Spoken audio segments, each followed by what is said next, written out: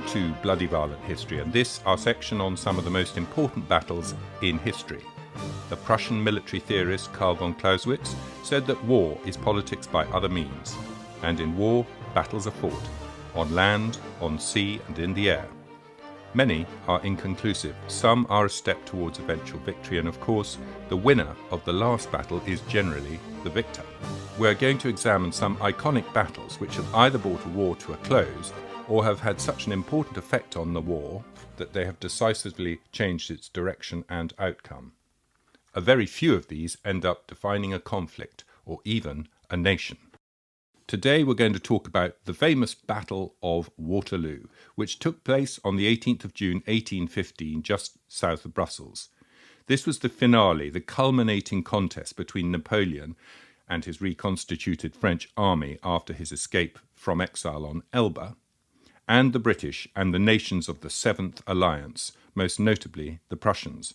It was a vicious and bloody day with more than 20,000 casualties on the Alliance side and more than 40,000 on the French. To gain a true understanding of something as complex as a battle, a visit to the site is paramount. Today we're giving you the next best thing.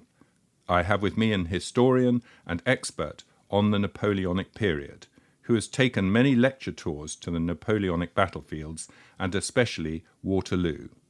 Hugh Macdonald Buchanan, welcome to Bloody Violent History. Thank you very much.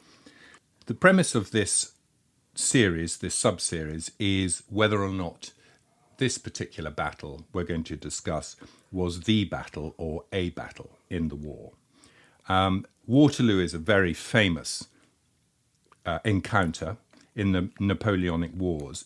But before the day of the battle, I'd like to just talk about what was happening up until that period in June 1815. So could you give us a little snapshot of what's happened from Napoleon arriving on the scene in 1803 through to 1815? A couple of sentences on that. Certainly. Well, when Napoleon makes himself emperor, the whole tempo of the wars initiated by France changed from the wars of the French Revolution into the wars dominated by Napoleon's ambition. And eventually, this will lead him to carve out a vast empire in Central Europe, at the fullest extent of which stretches from the Atlantic coast into the west, right up to the borders of Russia in the east. He arguably reaches his apogee in the very, very early part of 1812. And the reason for that, he has now assembled a vast army of 600,000 soldiers with which he's going to invade Russia. And he looked as though he might succeed. This helps to bring America into the war against Britain. You have the American War, which goes from 1812 to 1814. He's able to command huge alliances. You couldn't have an army that size without bringing troops in from his conquered dominions. But it all goes horribly wrong. And we know that his Russian campaign is a disaster. And the story of the rest of 1812, 13 and 14 is of Napoleon suffering not just military defeats, but a gradual, slow political collapse. He's no longer able to command the terror which gelled together his alliances internationally. And more than that, he's beginning to lose political support in France. Finally, the Allies invade France in 1814, so Wellington's army is approaching from the peninsula and reaches Toulouse, and the Russians, Austrians and Prussians are invading from the north and the west, and Napoleon is forced to abdicate and is sent to the island of Elba. Interestingly, this is an initiative made by Tsar Alexander. He managed to get to the negotiating table before the other peers.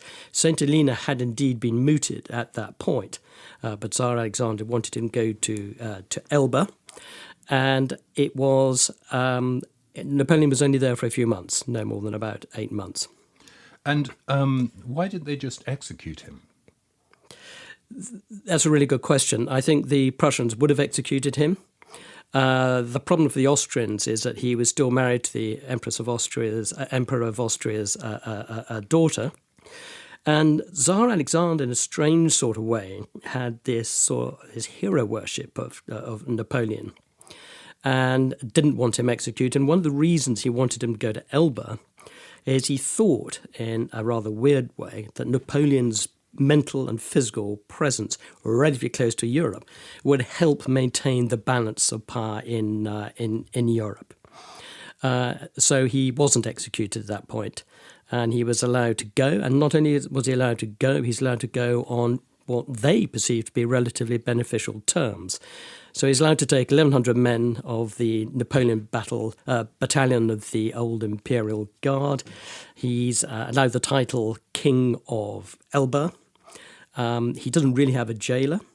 Sir Neil Campbell has always been wrongly assessed by history as having been Britain's representative jailer actually on Elba. In fact, that wasn't the case. Napoleon recommended his presence as a diplomatic conduit.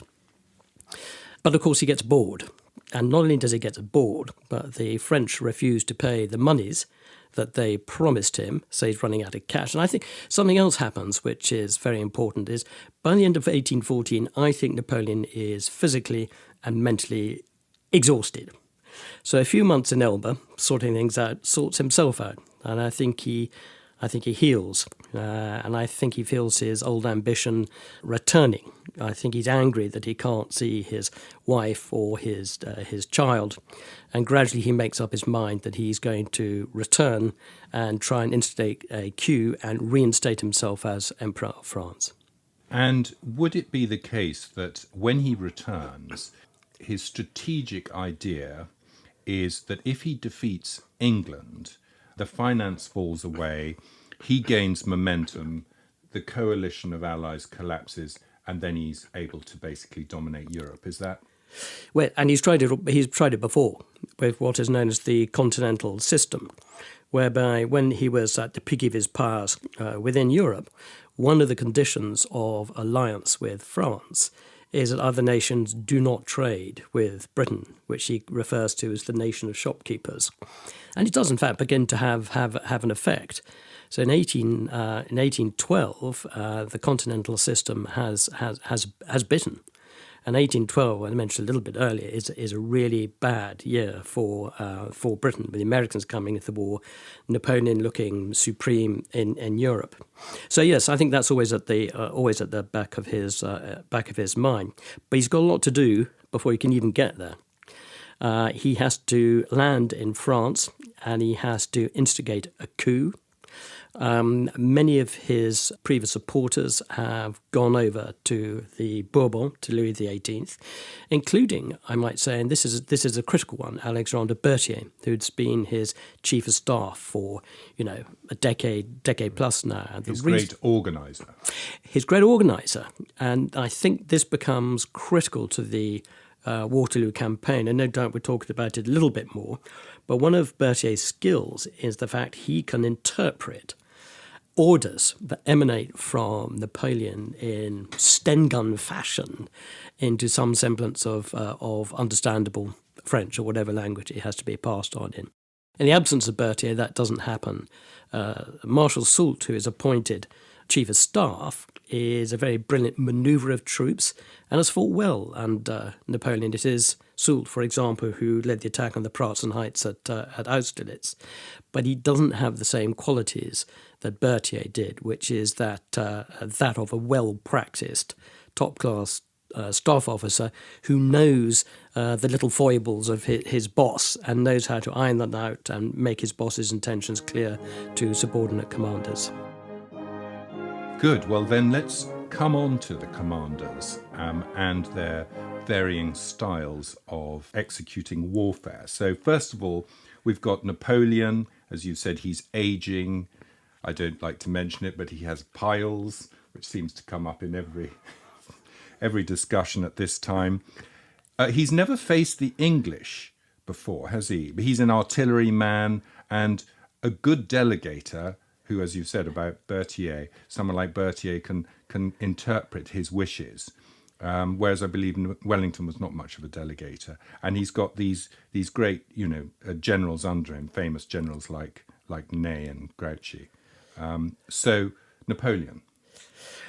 Napoleon's style has changed during the course of the Napoleonic Wars, as the wars increasingly become wars of attrition, big battles that sometimes take 2 or 3 days in length.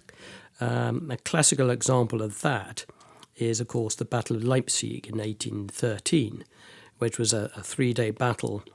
Napoleon's problem is he's got to adapt to 2 things: very high casualty rates over a number of years, not just in men, but in horses and, of course, in financial resources as well. But also the fact that his enemies are getting used to his tactics. Obviously, he's developed this reputation as a brilliant battlefield commander. He's capable of winning big victories. So when the Allies, the Austrians, the Prussians, and the Russians advance into Germany in 1813, their plan is not to commit themselves to battle individually, which is what the Allies might have done in a former instance, and just wait for another one to come along and help you out with numbers. If Napoleon attacked any one of them, they would either stop or retreat before going on again. And this tactic becomes remarkably successful. This was so that they could all be gathered together as one big force. When the moment comes. Beforehand, Napoleon used the flexibility and the manoeuvrability of the French armies to great effect. He would like to pin an army in the front, say, and then envelop its flanks, or, as he called it, a manoeuvre against the rear parts, i.e. cut off their lines of communication. And this he could do if he had high-quality troops trained in manoeuvre, well-resourced in horsepower, and also able to live off the fat of the land, which enabled greater speed of movement. Comparing that to, say, the British, who always took supply convoys with them, and Wellington actually underwrote this system in the peninsula, the French would always look to find food where they could have it. They took minimum supplies with them, but they would campaign in spring and summer and autumn and raid local people's food supplies. More than that, once they won a battle, they would charge an enormous indemnity in cash, with which they could then go and buy further supplies. So the capability of Napoleon to use the flexibility, the manoeuvrability and the speed of movement that he'd done in former years is beginning to move away from him.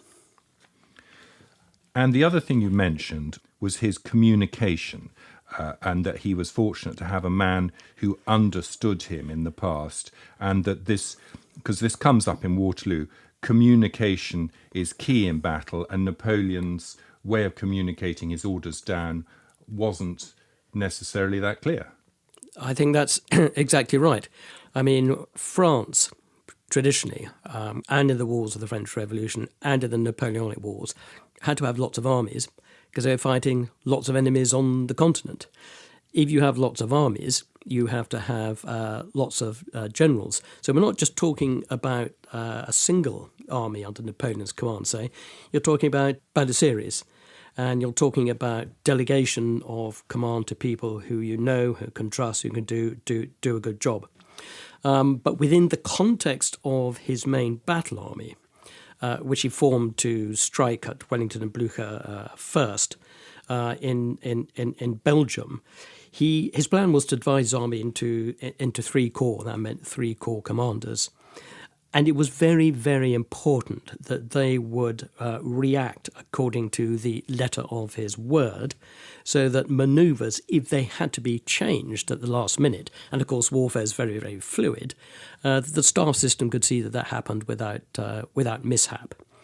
And it will go wrong. It'll go wrong at Ligny, it'll go wrong at Quatre Bras, it'll go wrong at Wavre, and it goes pretty wrong at Waterloo. And thereby, just in that quick overview, pointing out that there were 4 battles in this campaign. You have 2 big battles on the 16th at Ligny, which is Napoleon versus the Prussians. You have Quatre Bras, which is Marshal Ney, leader of one of the corps, versus Wellington's army, which is an Allied army. And then you also Wavre on the 18th. You have Marshal Grouchy with a detached force of 30,000 fighting the Prussian rearguard at Thielmann. Under those circumstances, if Napoleon can't communicate swiftly, and clearly to his immediate subordinate commanders, he's going to find it very difficult to muster his troops in the place that he wants at the time that he wants. Okay, well then let's move across to Wellington and his way of doing battle. He was a respected man. Napoleon was adored by his men, despite the fact that he killed great numbers of them, seemingly. But Wellington was respected, not adored. He demanded order and obedience.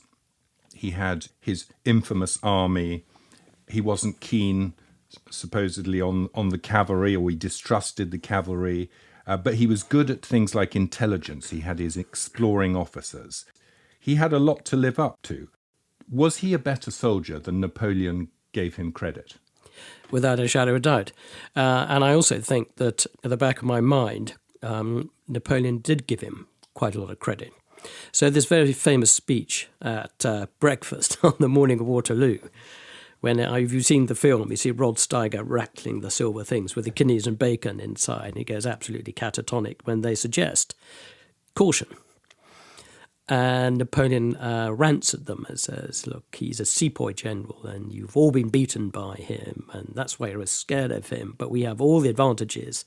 We'll use our enormous cannonade and our superiority in cavalry and we're going to win the day. And that's where the story about Napoleon denigrating Wellington comes from. But he had, for some time now, been watching the progress of what had been happening in the Peninsular War. In particular, I think it was quite important that on the very eve of Borodino, two things happen in Napoleon's camp. Napoleon, incidentally, has a hideous cold and isn't operating at top level. The first thing that arrives is a brand new portrait of his son, the King of Rome, by David, and he opens it up and that makes him look very happy. The next thing that happens is a mud-spattered aide comes rushing in with the news of the enormous defeat at the Battle of Salamanca in July of that year. And I think he knows in his heart of hearts that Wellington is certainly a capable general. He was under different pressures at Waterloo. This isn't just a general-on-general battle. He was under pressure to get this job done over quickly. And I think what he does put into his calculations the fact that Wellington's army is a very, very mixed bag altogether.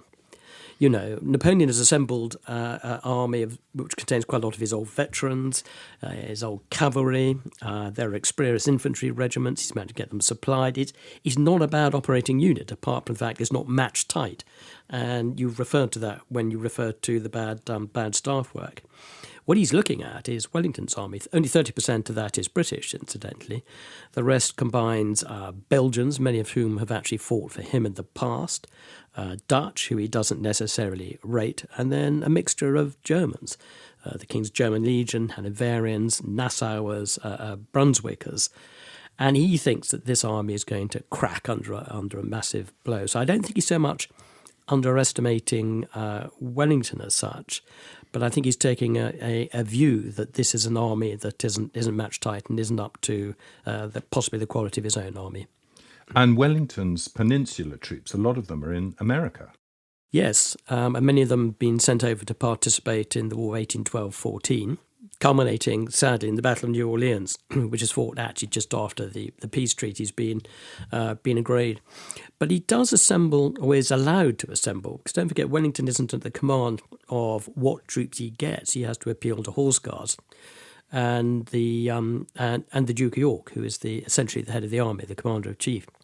But he has assembled around him a number of experienced officers with whom he's worked from battalion commander level upwards.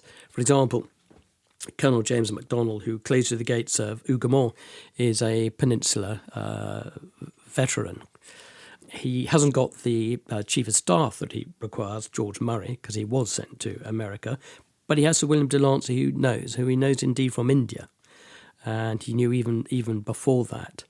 Some of the brigade and divisional commanders are really up to scratch. And Picton, one of the two British major generals to lose their lives at Waterloo, is a very, very valuable veteran and a fighting divisional command of immense ability. And indeed, he and Wellington together conduct the Battle of Quatre Bras on the 16th before Waterloo in an amazingly tactically competent way. So he does have, Despite the fact that Picton is wounded.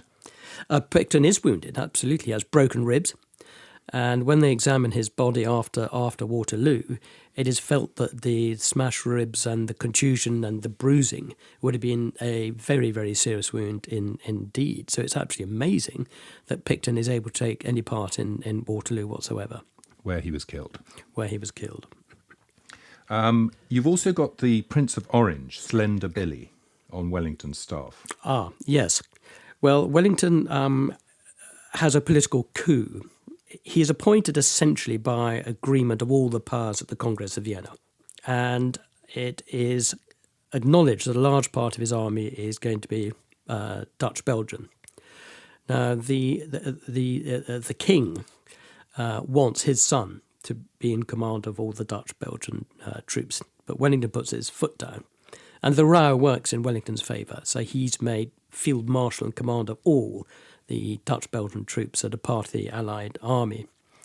He had previously constructed his army based on a corps system, which was now becoming the way of doing things in the late Napoleonic wars, and he collapses that because he doesn't want the Prince of Orange being, although he's the field marshal, he doesn't want him to have the level of a corps commander, which would place him in charge of, say, 30,000 troops, but he reduces him to the level of divisional commander, where he may be in charge of 7,000 troops or so, and still give him a command. And it also means that it centralises Wellington's own command position, because all divisional commanders will now be looking up to him as the field marshal, as though he's one great big centralised corps commander. Is that one of the reasons why he moves around the battlefield so much, or was that just his style anyway? That was his style anyway. It was his habit to go from crisis point to crisis point. And not only that, he would also micromanage those crisis points if necessary. For example, at the Battle of Quatre Bras, he actually takes over command of the 92nd, the Gordon Highlanders, during the massed French cavalry attacks, and directs their fire on a volley-by-volley basis, as if he is a battalion commander, and very effective at it. He is as well. It's not just to understand Wellington's style of command. It isn't just the fact that he's good at strategy and operations, but his style of battle command is very involved. Whereas Napoleon's style of battle command is much less involved. He's very, very happy to delegate to trusted generals and then wait and see what happens as to where he's going to throw the main mass of his reserves. Do you think there were risks to Wellington doing this, being like this, or was that an inspiration? I mean, it sounds risky to me that he should be directing the battle and he's fighting a battalion. It's a very interesting question. I think the Napoleonic Wars, and I think the wars of later on in that century, but not so much when you get the Franco-Prussian War, still have this element of the leader having to be seen and seen to be in command. From Wellington's point of view, however, it's a little bit more than that. It's just making sure that things go right. He can't afford a mistake. So, but just to carry on with this point a little bit longer, if he was in the middle of a micro engagement and something else happened on the battlefield somewhere else, was his setup well enough organised that could be dealt with by, I don't know, Picton or someone else? Was that the thing? He could rely on others? Yes. And at Waterloo, it works, because when the opening grand attack, spearheaded by Dernon's corps of some 17,000 infantry, goes in against Wellington's centre and the eastern edge of his line, Wellington isn't there. He's actually behind Hougoumont, which he sees as the main sensitive part of his defences. And so the two commanders on the spot individually make key decisions without him being there. The first is the one by Major General Sir Thomas Picton to attack the French columns once they reached, or pretty much reached, the summit of the ridge. And the second is the decision by Uxbridge to launch a heavy cavalry attack comprising the Union Brigade and the Household Brigade. Good. Okay. Well, we're going to get into that a bit later. So one more character, commander that we should talk about is Marshal Blucher, the Prussian. Well, he's a splendid soldier. He is, I think, a soldier. He's the sort of man who never knew when he was beat, detested the French. He would certainly have had Napoleon shot either in 1814 or 1815, but he was a doughty, courageous commander. He's 72 years of age. He's approaching his 73rd birthday. At the Battle of Ligny, leading a cavalry charge very late in the evening to try and give his troops space to get off the battlefield. His horse is shot from under him and rolls on him, and Blucher is very, very badly hurt. He spends a day recovering and then restores himself with a tonic composed of gin and garlic, and plays an instrumental role in urging his troops westwards to join the battlefield at Waterloo. Very interesting to note that the Prussian army, which has been going through several years of reform now since their defeats at Jena and Auerstadt, devised this central staff system whereby Gneisenau, who's the chief of staff, has a very, very high command role in organising and facilitating the movement of troops. Blucher is regarded by his own side as the inspirational battlefield commander, and strategy will be decided by him and Gneisenau together. In his absence, it is Gneisenau who makes the decision to retreat from Ligny, not back eastwards towards Germany, but back towards Brussels, thereby retreating parallel to the line that Wellington will eventually take, which puts them, in very, very close contact by the time the Battle of Waterloo comes. And this is the essence of the great German staff system that is used in the First World War and not well used by Hitler in the Second World War. And so, because some people say that Gneisenau was not that pro the Brits and therefore didn't trust Wellington, but he actually he took the right decision and he kept in close contact.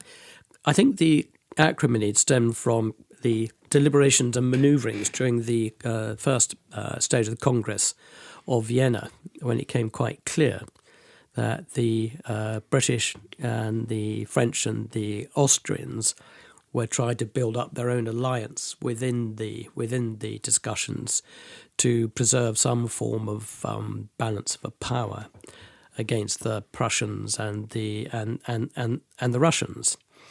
And of course, a lot of these discussions had to happen in secret, and of course, it leaked out. And I think there was some element of Gneisenau being at least wary, but he's now facing a battlefield situation. And there is actually a key element of the relationship between the Prussians and Wellington, which is the personal relationship between Wellington and Blucher. Wellington happens to admire Blucher and understands what sort of general he is. He knows that he's an attack dog, and he will just keep on going.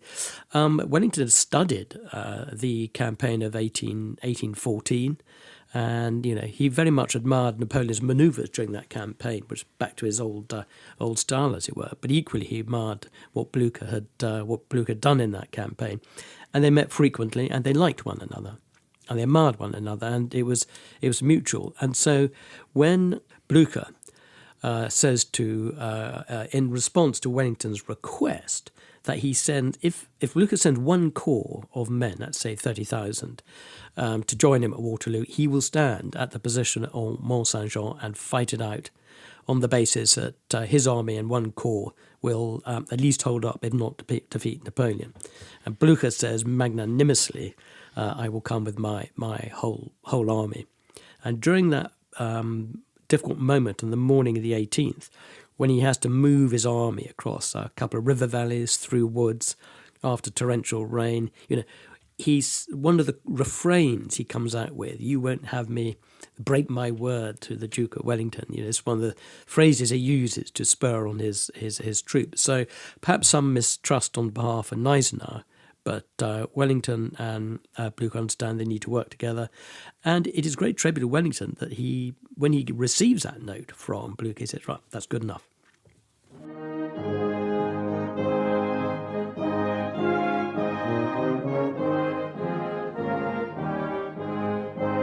Just before we do come on to the actual battle, I want to have a quick chat about some of the weapons that they're using at this time. So perhaps we could start with artillery.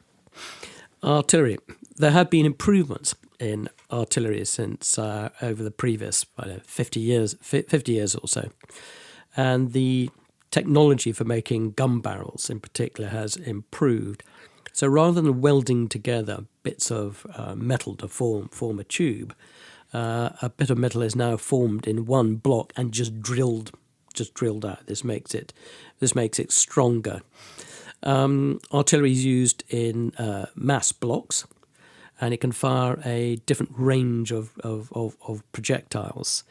It fires the equivalent of what we today would call, bird shot, buckshot, cartridge shot, or whatever it is, using canister or grape shot, which is just a bag of little bullets shot out at the end of the gun, which is quite short range, but it can knock down hundreds of soldiers. Round shot is also used as a personnel killer, and the ideal way of using round shot is to use it like a skipping stone.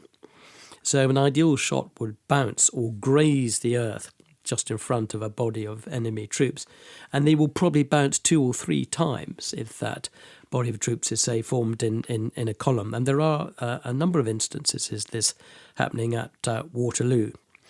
The caliber, that's the size of the shot, ranges.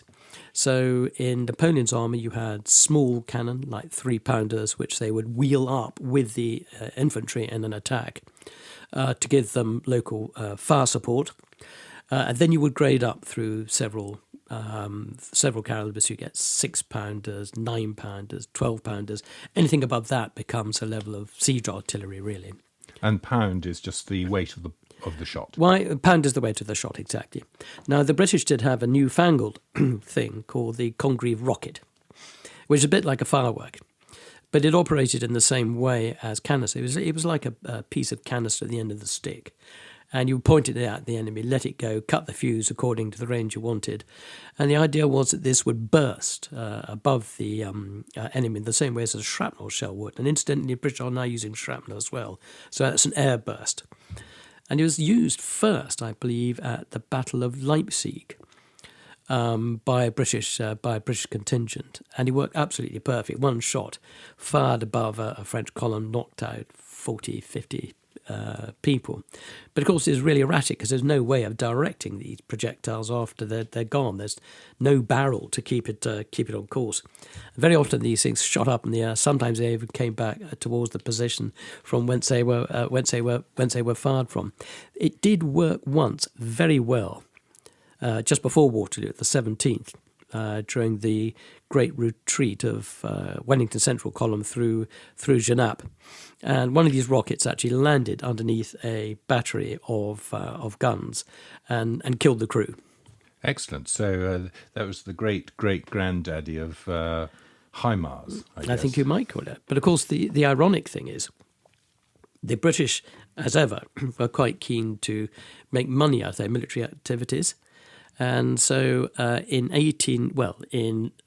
March of that year, at the start of the 100 days, they put on a demonstration, I think at Cap d'Antibes, for, I think, the King of Sicily, who wanted to buy these things and be persuaded that this is the new way forward. And a great gala occasion had been laid on to tent with a picnic and chill champagne and all the rest of it. They were about to give the demonstration, let these things off over the sea, when the battery sergeant comes up breathlessly and says, wait a minute, there's a little flotilla of ships. They did not know that that little flotilla of ships contained Napoleon Bonaparte on his way to the landing of France. They could easily have solved the whole thing before the 18th of June. Okay, well, there were also cavalry, both the Wellington's army and Napoleon's army.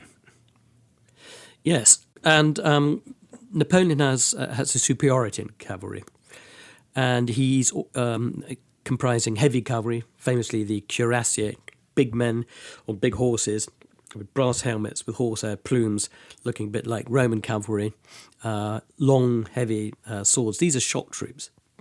These are the troops that are meant to rip into a body of infantry or opposing cavalry and just tear them apart. He also uses light cavalry, which in an ideal situation in an attacking campaign, he will use not just as scouts but to mask his manoeuvres, so as to completely bamboozle the enemy as to where the main body of his own troops lie. Wellington has cavalry as well, not so many. He has heavy cavalry, which again he will be able to use as shock troops, and he also has light cavalry.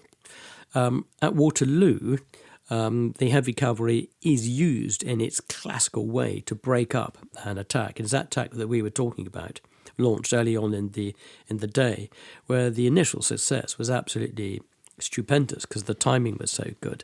We may talk about that a little bit later within the context of the battle. All three armies had cavalry that did pretty similar things, and not all of them were just armed with swords.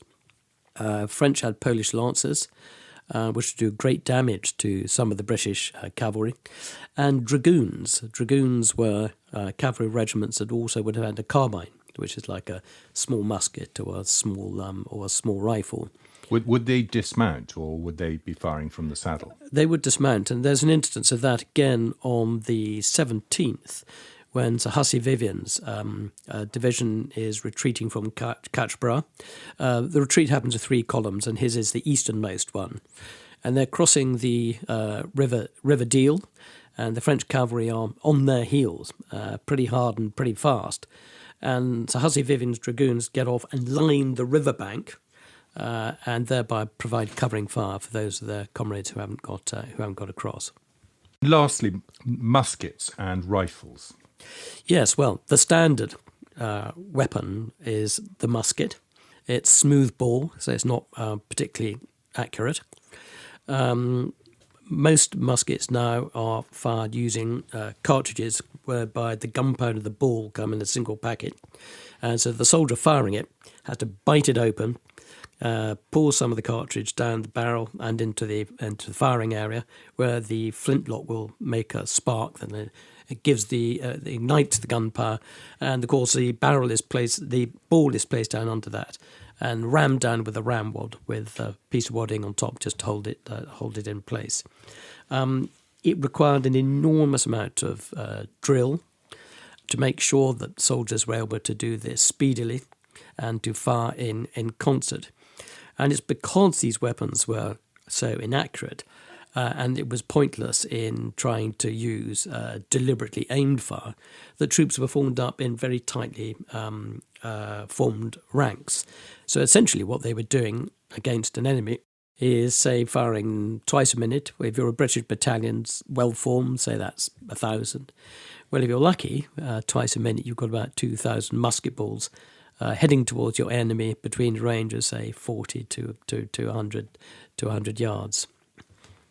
And were the French and Wellington's soldiers, were they able to fire their muskets at roughly the same rate, or was one side better than the other? The answer is, I think it was highly variable. Depending on the regiment. Depending on the regiment, depending on how well they'd been drilled. By this time of the wars, the British are benefiting from substantial improvements in their battlefield drill, and this dates from the early 1800s, particularly from from 1801, where they begin to merge successfully two styles of battlefield tactics. One is for line troops, heavy regiments, whose job on the battlefield is to stand shoulder to shoulder firing at the edge. And the drill book drawn up by Sir David Dundas, known as Old Pivot, looks back to the days of Frederick the Great, who absolutely perfected synchronized battlefield maneuvers. But they also combined it with what they called the American style, which is the open form of use of infantry, using rifles in open order. And this is what lies behind the innovation of British light troops and skirmishing. The French have an equivalent, which is why the British are keen to develop it themselves. Their equivalent is the voltigeurs. And the French use clouds of these skirmishers going ahead of battlefield columns, and they're trained to fight individually or in pairs. And their job is to lie down and just keep up a smattering of fire against troops who can't really fire back. And not only is it meant to be effective in terms of actually delivering wounds and perhaps death, but also demoralisation before a vast French attacking column so actually hits them. Snipers in the First World War. Yeah, it is like that, but clouds of them. Yes. Excellent. Okay, I think the time has arrived to discuss the battle. June the 18th is a Sunday. It's been a terrible night the night before, poured with rain. Even though it's June, it's freezing cold. But before all of this, there are a couple of other battles, and I think we should just quickly get into them before we start on the main. So what happens before? Napoleon's got the momentum. His strategy is to divide Wellington's army from the Prussians, and off he goes. Yes, in essence, he's succeeded by the time we get to the 16th. Wellington's army is still spread out because Wellington has been sensitive about an attack coming down a road from Mons to Mont Saint-Jean. It's an alternative way into Brussels. And he feels he hasn't had the concrete information that will enable him to consolidate his army one way or another. And he knows if he does consolidate his army, gets it wrong, then the whole game is probably over. Is he concerned about being cut off from the coast? Is that one of his things? Yes, he is concerned about being cut off from the coast. And as a result of that, there's a conference between Blücher and Wellington before the campaign at a place called Terlemont. Blücher suggests, actually, Wellington, why didn't you muster your army close to mine, south and east of Brussels, so we're actually starting all together. The problem with that was it would have left Brussels vulnerable, and it would have left the British army highly vulnerable to an attack by Napoleon, which would cut them off from their supply line to Ostend. And also, it might have put Antwerp, the great naval base, at risk. So both of them then decide to arrange their armies south of Brussels, which means that Brussels is protected. Wellington's lines of communication are a bit better protected, but it means they don't have much space to react in. Napoleon gets in between them very, very quickly. He has a good chance of catching at least one of them before they both are consolidated, and that's exactly what happens. So on the morning of the 16th, Blücher has decided to give battle to Napoleon, who's picking him off first.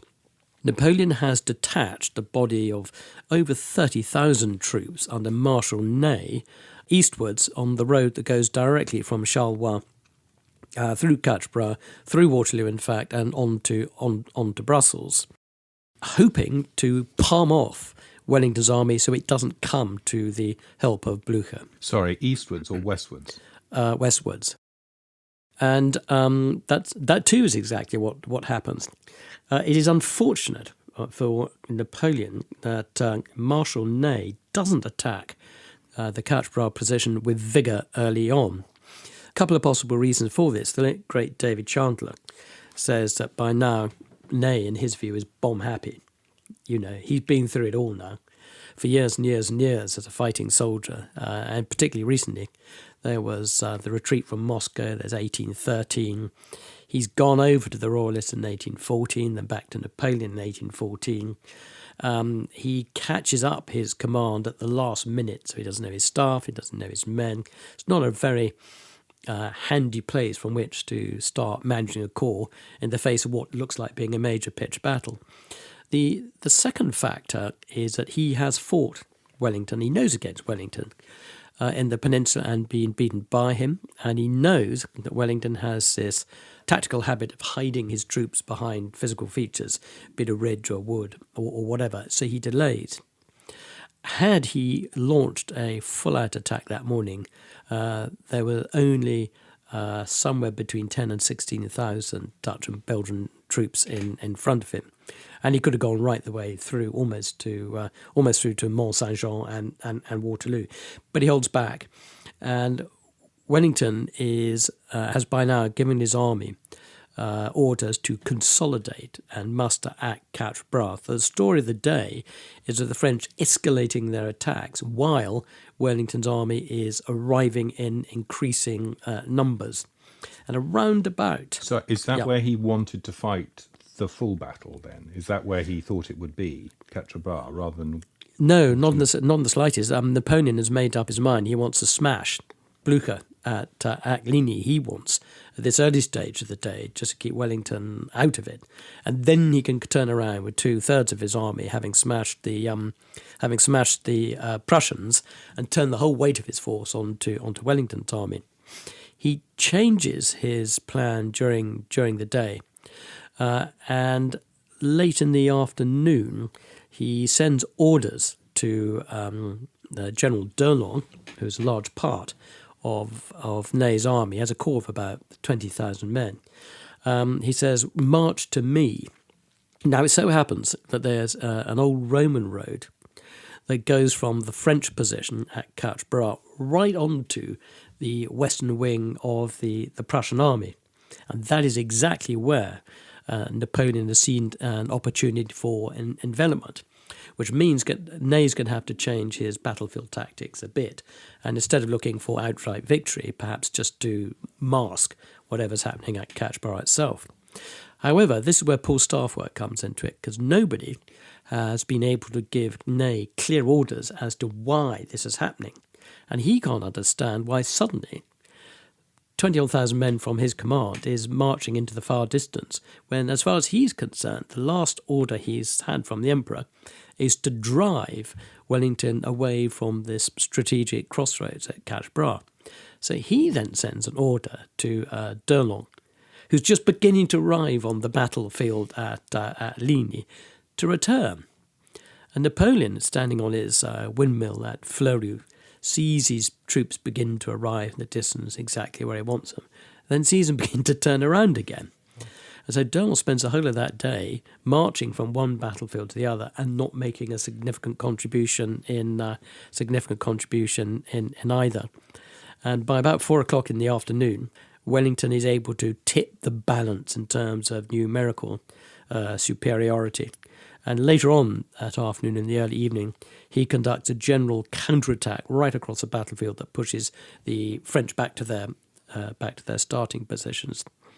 But of course, his strategic position the next morning is potentially very, very vulnerable. He doesn't know what's happened to Blucher. He knows that Blucher's had a bit of a hammering, but he doesn't know where he is.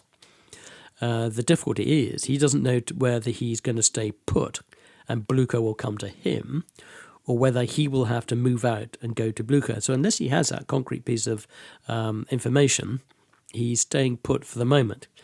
But he sends out very early on a staff officer to find out where Blucher is, and that is when the key decision is made to retreat back towards Mont Saint-Jean and the Waterloo position. And the Waterloo position is the position that he'd favoured all along? He knew about the position. I don't think he necessarily favoured it all along. When in 1814 he was returned to Paris as ambassador, one of his jobs was to inspect the frontier fortresses on the Dutch-Belgian borders, which are all part of the debate at the Congress of Vienna. He wanted to inspect them, see what condition they're in, because the French are going to pay for the refurbishment of these fortresses and thereby contribute to the defences of the Netherlands, which now, of course, is Holland and Belgium. And on the way, he goes through the Mont Saint-Jean position and notices that it's on one of the main roads into Belgium from France, and indeed goes directly towards Brussels, and therefore inspects it with interest. And a sketch is made, it's in the Museum of the Royal Engineers, of the ridge at Mont Saint-Jean, which is the Waterloo position. Waterloo is a village some 6 miles behind Mont Saint-Jean. And the sketch exists with various buildings, and in particular La Haye Sainte. The only difference is whoever did the sketch put La Haye Sainte on the wrong side of the road. But it is he knew about this position. So when he was in this strategic quandary as to what he should do, he knows that if he has to retreat back towards Brussels in order to get closer to Blücher, this is an ideal place for him to be. And that is why he's able to say to Blücher, that is where I will make a stand if you can send me troops. And if you were to tell me what is the primary reason why he thinks it's a good place to fight this battle? It has all the features that Wellington liked in a defensive position. There's a ridge. Well, in fact, there's parallel ridges, one to the north, one to the south. The one to the south, which will eventually become Napoleon's position, is just slightly higher than the northern one. But the northern one, not only does it have some very steep slopes in front of it, it has a very pronounced rear slope. And Wellington recognises this is ideal for one of his favourite tactics, which is to hide his troops, not only so the enemy can't see them and see where the density of his formations are, but also to shelter them from artillery fire. More than that, it lies slap bang wallop astride the highway towards Brussels. And more than that, it has 3 sets of buildings almost built into the ridge, slightly below the crest of the ridge. To the west, there's a manor farm complex with walls and a walled garden called Huguemont, which is ideal for defensive purposes. But it's bang next door to the second road that comes into the position, and that's the road from Mons to Brussels. And Huguemont, you can see, is very valuable as a fortified position, not just for his ridge, but for that other road. And he fully expects that Napoleon will use his powers of manoeuvre and perhaps use that road as well as the main high road. The second set of buildings is the farm of La Haye Sainte, which again is a walled farm, right adjacent to the main high road, just below his position. And the third group is between Frischemont and Papelotte, where there's a little village and another farmhouse with a building. And the great thing about these farmhouses is they're not too far away from the main position, which means they can be supported. Yes, if you're a regiment and you're sent to man that too far out in front of your army, it must be a fairly terrifying prospect. You become isolated. The enemy would be able to bring up artillery at will, surround the buildings and take them piecemeal. Okay, the battle. So we've got an idea of the layout of the forces. The layout on Napoleon's side, south of Wellington. What's that? Napoleon arranges his army in a shape that looks like a T. And if you look at it from a bird's eye point of view, you will see that the short branch of the T lies along the top of the southern ridge. Both ridges, incidentally, head pretty much east-west. Right in the middle of the front is this little hamlet called La Belle Alliance.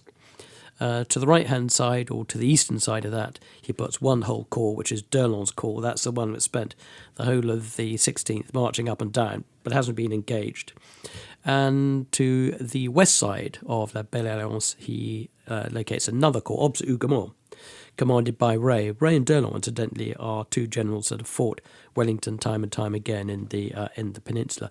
Strung out along the long branch or stem of the tree are his supporting cavalry, the 6th Corps under Lobau, a small corps of only about 7,000 to 8,000 men, and of course the Imperial Guard, which is his key reserve of about 20,000 troops. And the idea is that he is going to launch an opening hammer blow attack. And once Wellington's line begins to crumble or even breach, then he has all his troops in position to follow up, both cavalry and infantry, to push their way through. It's a very, very condensed position. And we didn't actually mention Wellington's disposition. So if you're sitting in Napoleon's seat in the middle, looking across from your ridge to the next ridge, from west to east, how has Wellington deployed his men? Napoleon wouldn't have seen very much of it because of the rear slope position. He would see skirmishers. He would see that the buildings had been occupied. He would understand quickly the strategic importance of those buildings. He knows the lie of the land. Marshal Soult was actually fighting in the same area during the wars of the French Revolution. So he knows the area, and he knows that the crossroads behind Wellington's position are the crossroads that he needs to get to cut him off from Brussels and also from wherever the Prussians might be. He also knows that behind Wellington's position is this vast forest called the Forêt de Soigny. And he doesn't understand that the Forêt de Soigny can be used. It's a cultivated forest. It's copsed. It's got roads and lanes running through it. And Wellington knows that if things go wrong, he can put a rear guard on the edge of that forest and withdraw his army through it if necessary.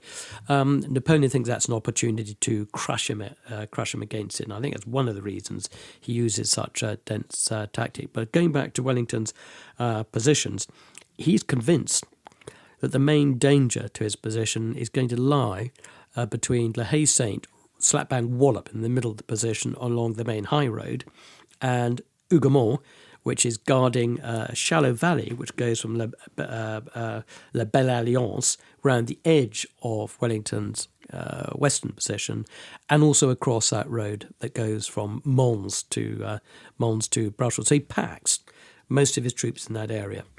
His arguably some of his best troops, which are the light companies of the Guards Division, with some Nassauers, are sent down to Hougoumont to fortify it.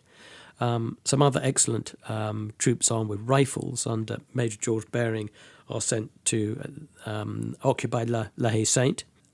And most of his cavalry are behind the ridge formation in the western sector of the battlefield.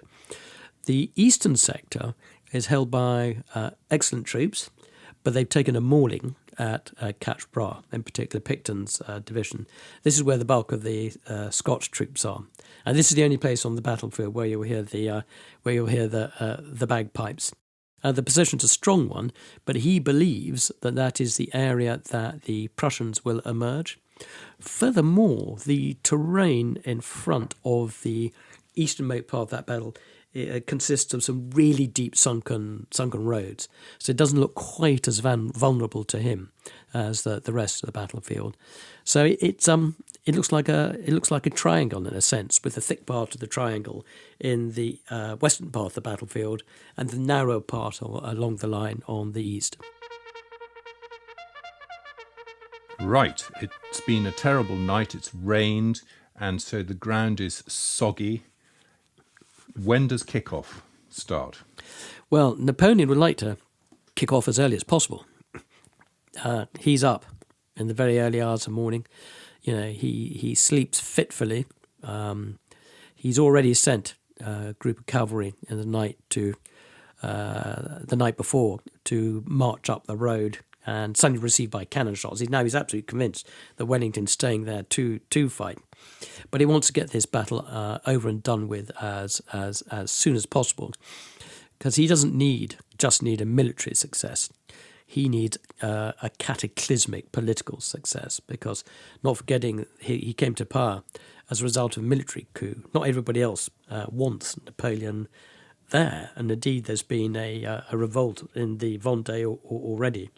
So he needs an outright victory as soon as possible. His problem is his army isn't all there. They're still strung out on the march. The old guard, well, all the guards, some of them are still down at Genappe. Not everyone's in position. And you will hear stories about Napoleon waiting for the ground to dry out so he can manoeuvre his cannon, which I think is absolute nonsense. With the amount of rain there had been, it just isn't going to dry out suitably so you can manoeuvre anything through it. It's just not going to happen. It's already incredibly soggy. He's just waiting for his troops to come out so he can launch that attack. What he does do is start to muster a huge body of artillery on a subsidiary slope in front of his position. It's become known in history as the Grand Battery, and it will comprise, by the opening of the main attack, 82 guns firing directly at the centre and the eastern part of Wellington's position. Was Wellington's position visible from there, or were they still over the ridge? Wellington's position was not visible from there. And the combination of the ridge and the fact that the ground is so wet meant that actually that opening half-hour's assault by the Grand Battery wasn't as effective as it might have been. So that shot didn't graze. It just sank into the mud. A great deal of the shot actually went to the front face of the ridge and just didn't move.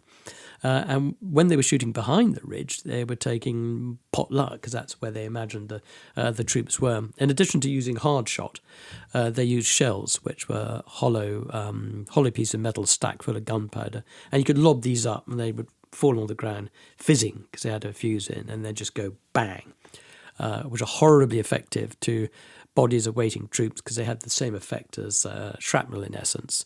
But even some of those just sunk into the ground. His plan for the opening attack is to start an attack at Hougoumont.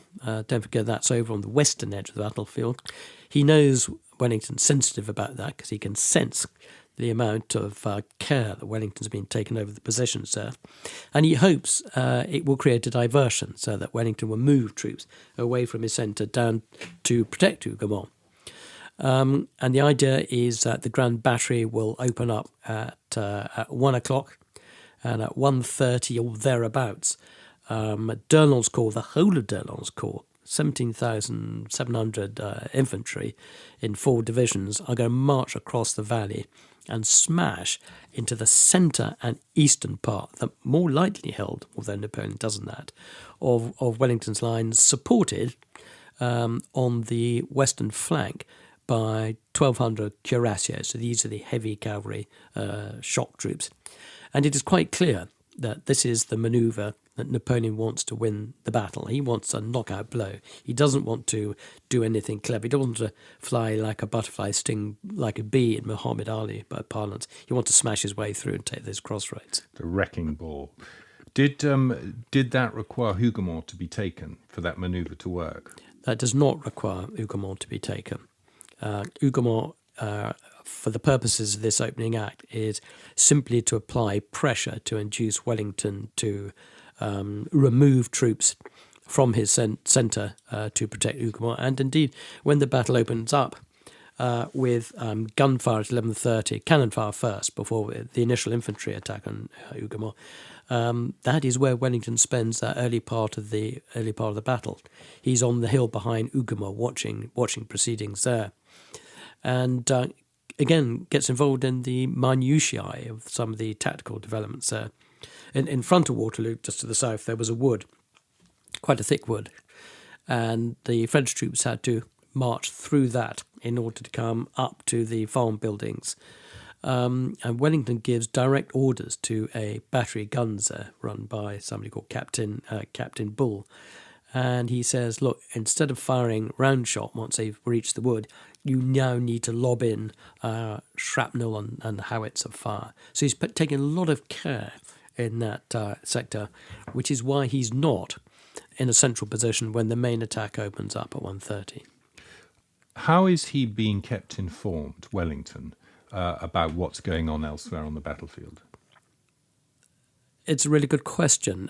He's been kept informed partially by his own efforts of moving up and down, and that's why he does want to move up and down. because he knows that if he goes from crisis point to crisis point, not only can he control what's going on there, but he can develop a sense of how the battle is developing. He doesn't know what Napoleon is going to do, so he simply has to wait and react. It's not as though he's got a balloon that can fly over Napoleon's positions and see what they're like.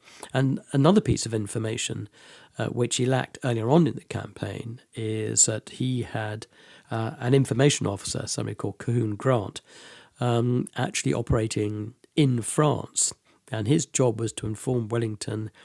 Immediately he knew where the main blow of Napoleon's forces will strike at the opening of the campaign. And Cahoon Grant works out that it's going to be at Charleroi and not at Mons, so on that short direct road to Brussels. And he writes a note to Wellington saying this is the direction it's going to happen. And the note is given to Major General Dornberg, who's in charge, the German in charge of the German cavalry at that point.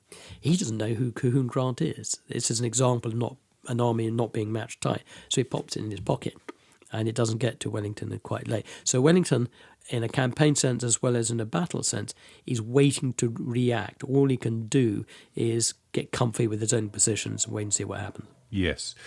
Also what I meant with the communication on his own side is, does he have young men on horses toing and throwing? Yes, he has quite a large staff. Officers mounted on good horses, normally of a relatively high rank. So it means they have some authority when they get to where they're meant to be going and explaining their orders. In an ideal world, you would have enough staff officers. If the message is absolutely critical, you'd probably send 2 by 2 different routes or whatever. And that is a key way in which he keeps control of the battlefield. But of course, as the staff gets repeatedly diminished throughout the day, so he has to do more and more of it himself. So this French attack in the centre goes down the hill and up the other side and starts hammering away. What happens? 4 great divisions slope off, and they advance in echelon from the left. An echelon means that the left-hand division starts first, and then there's a gap of, say, 15 minutes, and the next one goes, and the next one, and the next one. So there are a whole series of hammer blows. And the idea is, the minute the first hammer blow hits the line, it will suck in troops around about it. So the next one will come in onto the flank of those troops that have been sucked in, do some more. And eventually you use overwhelming local advantage of troops to overwhelm the enemy. Now, the easternmost column is directed at La Haye-Saint, which is, you remember, the farm right in the middle of the battlefield.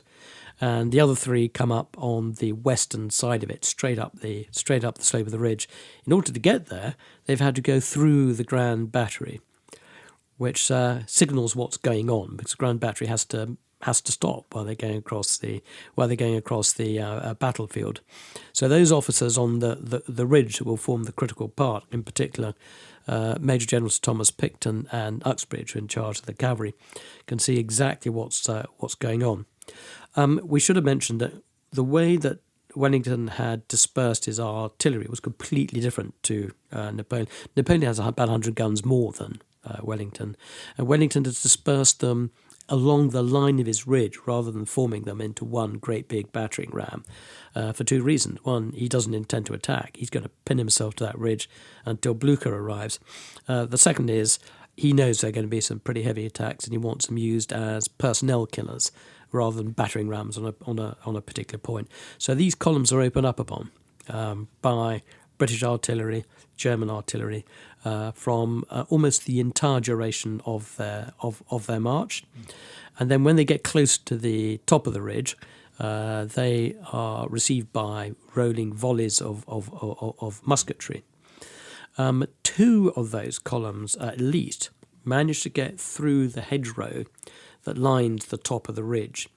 Now, right in the middle of that eastern part of the battlefield, between La Haye-Saint and Papelotte, there was a little plateau, a flat bit.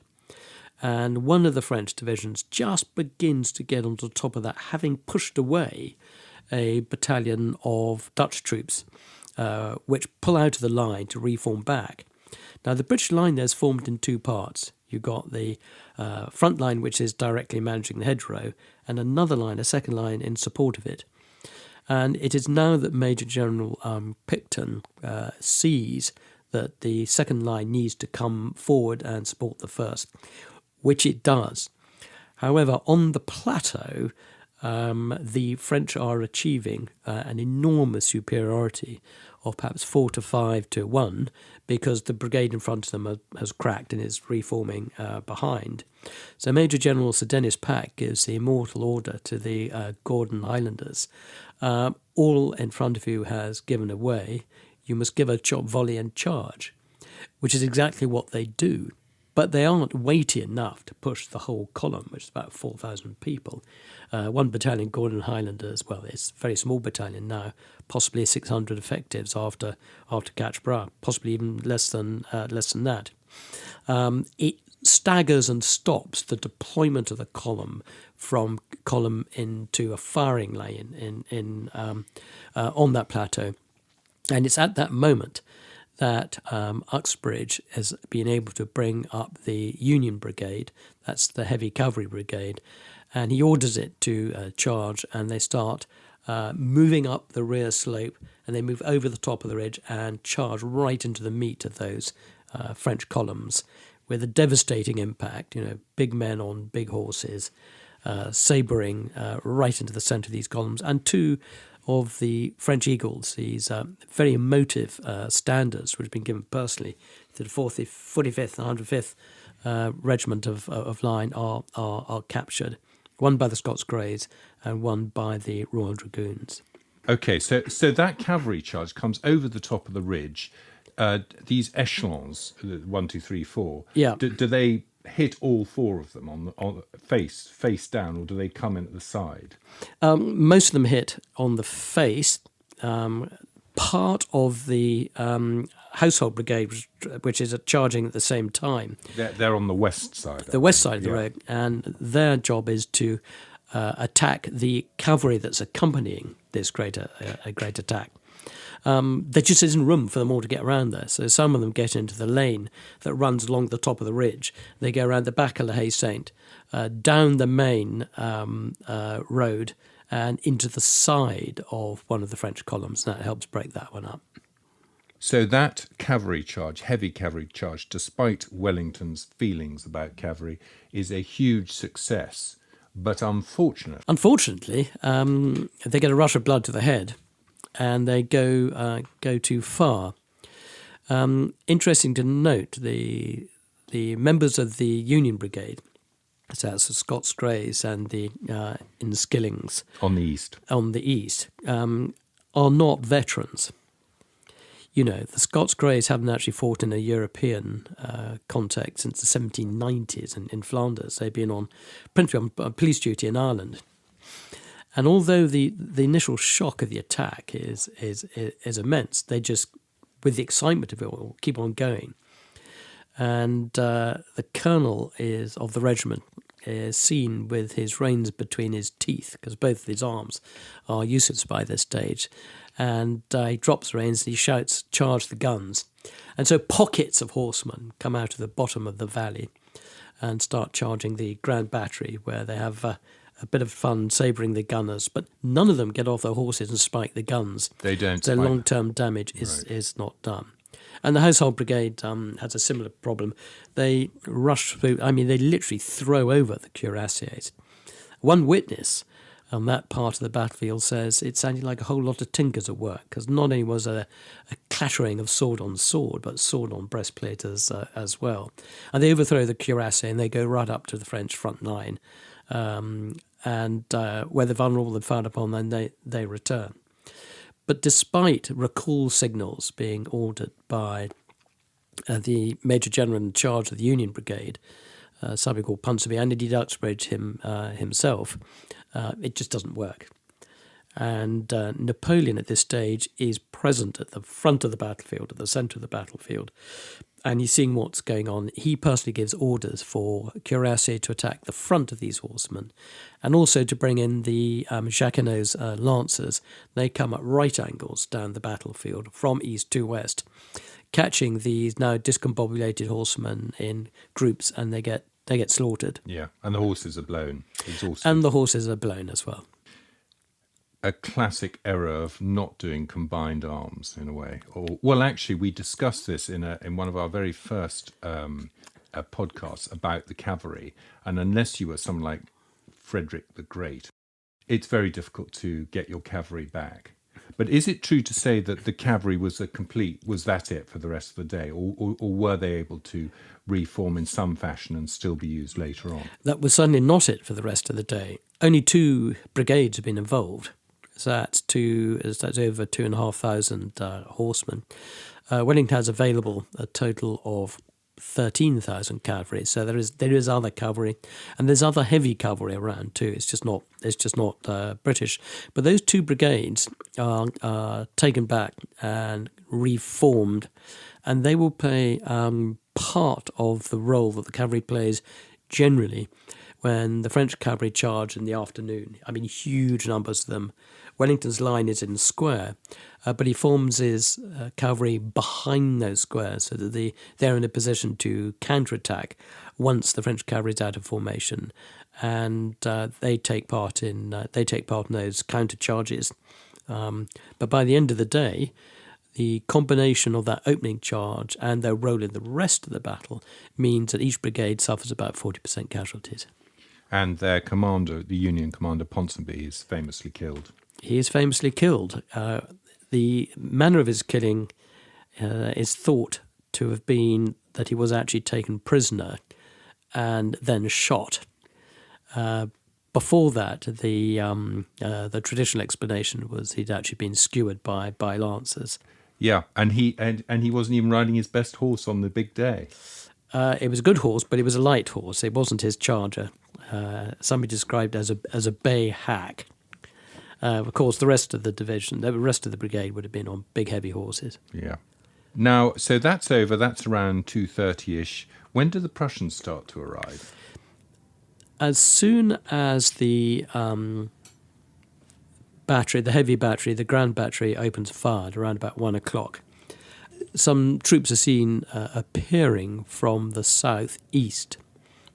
And Napoleon personally scans them with his telescope and sends a body of troops to find out who on earth they are, because blue uniforms look like French uniforms, and a lot of the Prussian uniforms are dark blue with dark grey. And the message comes back that they're Prussians. And from that moment, the whole character of the battle begins to change. For example, that small corps that I mentioned earlier of Lobau's was actually quite late moving into position. Had it been in position... Was this a position on the eastern side? No, straight down the centre. So It's on the long stem of the T. Yes, okay. Had it been in position, it might have been in a position to counterattack once the French cavalry had seen off the Union and Household brigades. Well, if you can imagine another body of, say, 7,500 troops hitting that line that had already taken an enormous amount of punishment, and then supported by an extra weight of cavalry, it could have been a very, very useful manoeuvre indeed. But Napoleon now senses that he's got to guard his southeastern flank, and he sends the whole corps over to form a line to prevent the Prussians arriving, because he gets more information that it's not just a single corps, as it were, of Prussians arriving. It's the whole army. And Waterloo now develops, I think, into 2 battles. One is the battle against Wellington on his ridge, where he's pinned himself and he's waiting for the Prussians to come. And the other is this escalating battle against the Prussians as they're arriving. He thinks that if he can hold the Prussians off for a long period of time, then the more chance he has to finish off Wellington and win the day. So that's a little bit about the Prussians. Then we're at about 3 o'clock now. What do the French do next? Well, a number of things have already happened. One of the dangers looking at Waterloo as a series of phases is one forgets that there are things that happen in between various phases. So these voltigeurs that I've described are sent for these skirmishers. Yeah. French skirmishers are sent forward to keep Wellington's line under fire, essentially. And it's extremely frustrating because these guys are in open order, which means they're not vulnerable to volley fire.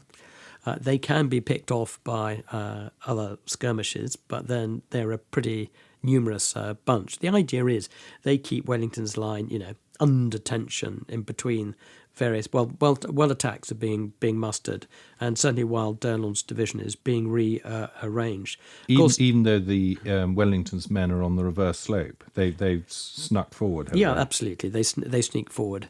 And Wellington is heard to give one of his most laconic comments, which is, "Oh, won't somebody drive those fellows away?"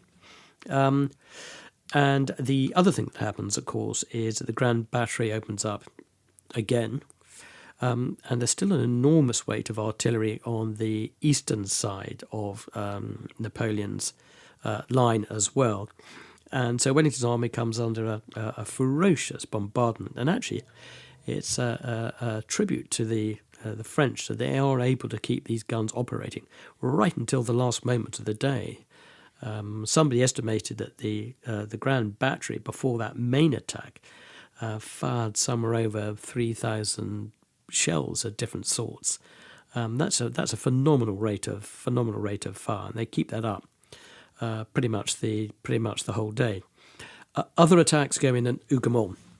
Battle of Hougoumont becomes like a battle in itself. So what started in the west, yeah. What started as a diversionary attack now becomes greater than that, and will eventually suck in 3/4 of Ray's corps. So Hougoumont becomes not just a diversion, but a target in its own right.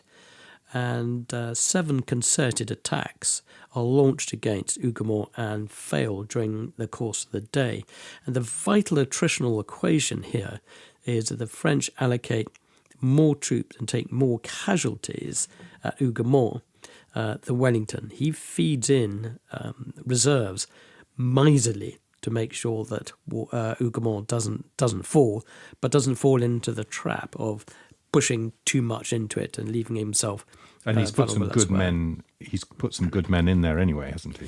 Yes, and it's predominantly the Guards division that will continue to support Hougoumont as well. From time to time, in order to help defeat attack, he will send companies down from the ridge to participate in the defence, and then they will go back up again. Okay, so that's one thing that's going on throughout the day, effectively. Throughout the day, not that's just exactly in phase 1 or phase 2. But the next big event for Wellington's army versus the French is the French cavalry attack. Yes, and it's an enormous attack, and one needs to perhaps ask why this has happened. It was authorised by Marshal Ney, who, as Napoleon's attention is increasingly being occupied by the escalating Prussian assault, so Ney increasingly becomes in charge of the front battle against Wellington. Now, huge cavalry charges had been used on Napoleonic battlefields before, at Eylau, for example, and at Friedland. And there's no doubt that Ney thought at this time that he was launching cavalry charges from a position advantage because he saw that Wellington's army was looking fragile. And one of the reasons it was looking fragile is there was quite a high casualty rate. You saw troops moving to the rear. You saw others going back for ammunition. There was a lot of movement. And not only that, Wellington asks his front troops to come back a little bit even further to get more shelter from the cannon fire. And they were lying down. They were lying down, yeah. And Ney thinks that they're moving backwards. He thinks they're pulling out. He will launch initially 6,000 cavalry on a very, very narrow front. And the narrow front is squeezed between the Hay Saint, the farm on the centre of the battlefield, and Hougoumont on the west. And the line he's attacking, or the route he's attacking, is shaped like a funnel. So the narrow point of the funnel is between the two farms, and the long bit of the funnel, or fan-shaped if you will, is the Wellington position on the top of the ridge. Now he has to he has to crush 6,000 cavalry in that first assault through that narrow funnel in order to get to the ridge. Up a ridge which they rapidly churn into a quagmire. Wellington's guns have been arranged at the top of the ridge to fire down, so they're taking casualties as they arrive. As they go over the top, Wellington has formed his infantry into a series of squares, but in a deliberate pattern, probably about 23 of them, in a checkerboard pattern. So not only can the front of these squares fire at the oncoming cavalry, but the cavalry is then forced to split up and whirl around them, and all sides of those squares can fire without a risk of hitting another one.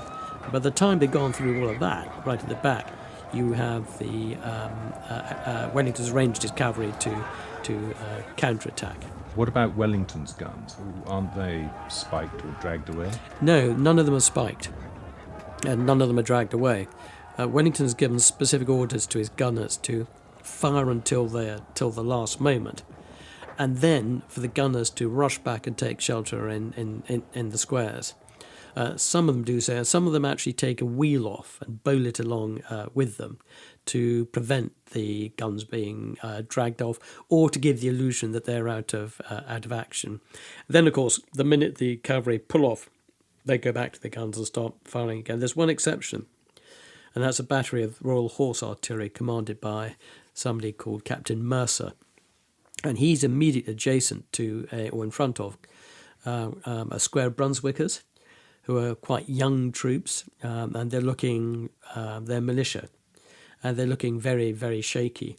And he says, well, crikey, if I start telling my gunners to rush back, they'll think we're retiring, and they might get up and flee. And so he just remains there, firing away, and he gives this horrendous description of how he double shots his cannon with grape shot and round shot, and he just ploughs into the oncoming French. And these attacks go on for 2.5 hours, and he doesn't move. And after about an hour and a half, the attack is reinforced, so that by the time you get to 5 o'clock in the afternoon, some 10,000 French cavalrymen will have been involved in this attack on exactly the same site. And the troops received this cavalry with extraordinary stoicism. It must have been a fearsome sight, but I think their confidence grew as they could see what they could do by holding firm. The worst part is every time the cavalry washed back to reform, the cannonade opened up again, and this caused immense casualties to the square, but also must have been very difficult for morale as well. And we mentioned combined operations earlier. If Ney was doing this in a different way, what should he have done when he sent his cavalry in? Well, this is exactly the point. And so if he sent his cavalry in, that would have forced Wellington to form squares. Square was a classical formation to protect against cavalry. If Ney got his timing right, then immediately behind the cavalry would be infantry in line formation, which now would have overwhelming firing advantage, because by definition, if you're forming square out of a battalion, say 1,000 men, facing you would only be 25% of those men. So you immediately have a power advantage. Also, if he could have brought up horse artillery to combine, he could have blasted those squares at short range. But the infantry just wasn't there. And the horse artillery, what were they up to? He didn't order them forward. Horse artillery does come forward later on in the day when it accompanies the final attack of the Old Guard, and causes immense damage. Ney was incredibly brave. He was supposedly the bravest of the brave, and he got a bollocking from Napoleon for his performance at Quatre Bras. So was he just reckless? I don't think he was reckless. I don't think he was the most talented battlefield commander. He's doing what Ney always did. And you could argue the problem was appointing Ney in the first place. He was the soldier's soldier. This was the man who commanded the rear guard, standing in line with a musket coming out of Russia. That was his style. Other talent was available to Napoleon, but he posted them elsewhere, including one of his best marshals, Marshal Davout, who he left in charge of, essentially in charge of Paris as his man, where incidentally he didn't have an enormous amount of political support in Paris. Jean Rapp had been placed in charge of the army of the Rhine. Clausel, one of his most competent marshals, was placed with the army of the Pyrenees. He was short of marshals and ended up appointing Ney to a very critical position, and arguably Ney wasn't up to conducting a clever battle. So we're now moving towards the early evening, and this French cavalry, these attacks go in, several of them. What are they eventually followed up by? They peter out. The big story for Napoleon is trying to stop the Prussians, who are now getting closer and closer, cutting that main road. Because if they cut the main road, that's his main road out. And also, he's now beginning to gamble. He knows that a tactical withdrawal just isn't good enough. He's already sent messages back to Paris saying, "I won 2 fantastic victories at Ligny and Quatre Bras." So everybody's just waiting for the next victory, and an expensive tactical withdrawal isn't going to do it. So he gambles, and he throws the young guard into Planchenoit. Now, Planchenoit is a village which is just behind the his eastern line. It's like a kidney. So the Prussians are effectively conducting a kidney punch, but he's also very close to that main road, and he doesn't want that cut. He can't afford to have that cut. So his last reserve is essentially his guard, and gradually he's feeding it into the Prussian sector. Young guard first, and then some elements of the old guard as well. But he still feels if he can block the Prussians for long enough, he'll have enough in the tank to launch a final assault against Wellington on the ridge, where he thinks he must be close to breaking now. This is where the gamble comes in. The problem is, the moment that would have been perfectly apposite for such an attack comes at around about 6 o'clock, when Ney succeeds in taking the farmhouse at La Haye-Sainte. And he rapidly follows it up by bringing a couple of cannon onto the ridge behind, that's to say just the north of La Haye-Sainte, from where he's able to conduct a bombardment of the centre of Wellington's line, which begins to melt. And at that point, he sends because he has no reserves left, he sends a message to Napoleon, say, "Look, the time is right. This is what's happening. Please send me some more troops." And allegedly, Napoleon cries out, "Troops, troops! Where am I going to get them from? Do you expect me to make them?" But that would have been the critical moment. The truth of the matter is, Napoleon needed to shore up that village of Planchenoit before he could consider anything else at all. And about 45 minutes later, that's exactly what happens. So he comes forward for the first time in the battle since the morning time, when he's been observing what the Scots Greys do. And he now agrees with Ney and thinks the time is right for an attack. And this attack will be spearheaded by 8 battalions of the Imperial Old Guard. And it's not just them, it'll be an all-out attack. So the remnants and the exhausted remnants of D'Erlon's division will attack in the east. There'll be another attack on Hougoumont, and part of this will be the attack by the Imperial Guard, which will fall between Hougoumont and La Haye-Sainte. By now, Wellington has consolidated his position.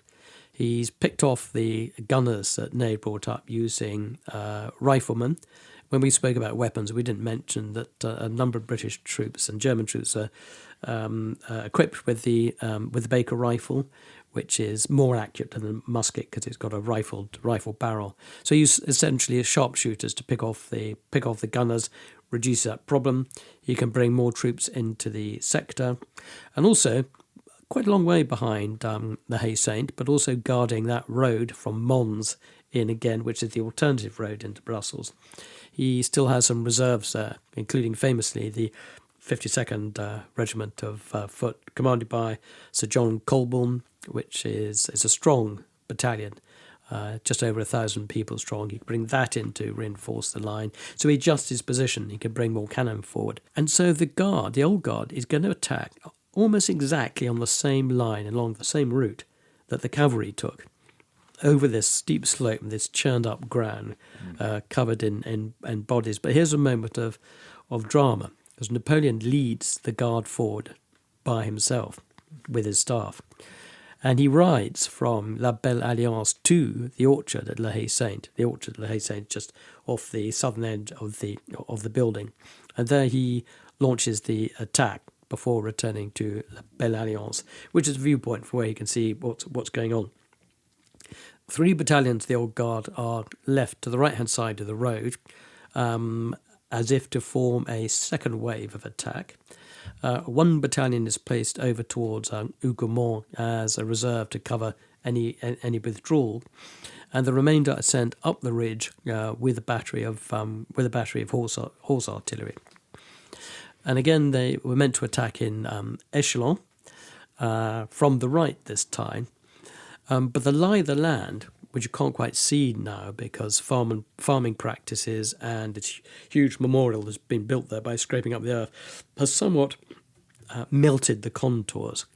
But the lie of the land rather split up that arrangement. So these columns of the guard start hitting the line at different times. The first one to the east, adjacent to La Haye Saint, which is where the horse battery is brought up, is at first relatively successful. Wellington managed to stabilise the troops there. There's a counterattack, but the counterattack doesn't succeed in pushing that column off. They have to pull back to reform, and at that very moment, some Dutch troops and a Dutch battery turn up and basically knock 10 bells of hell out of that particular column and push it down the slope. And the story is the same right the way along the line until, very famously, the last 2 columns hit the section where the guards are, and they are formed 4 deep, lying down behind the ridge.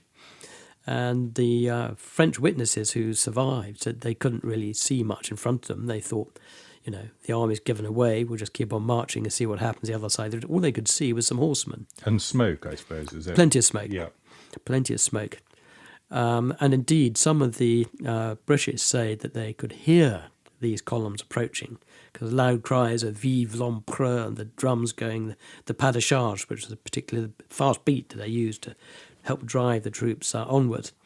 And they saw the tall bearskins with plumes of the grenadiers of the Old Guard in silhouette against the clouds of smoke behind them. So they made them look like giants, and then suddenly they started appearing themselves. The horsemen, 2 horsemen that could be seen. One was Major General Sir Peregrine Maitland, who was in charge of the guards actually on that spot, and the other was the Duke of Wellington himself. And famously, the Duke of Wellington has taken over command of this sector, and he waits and waits and waits, and he says, "Now, Maitland, now's your time."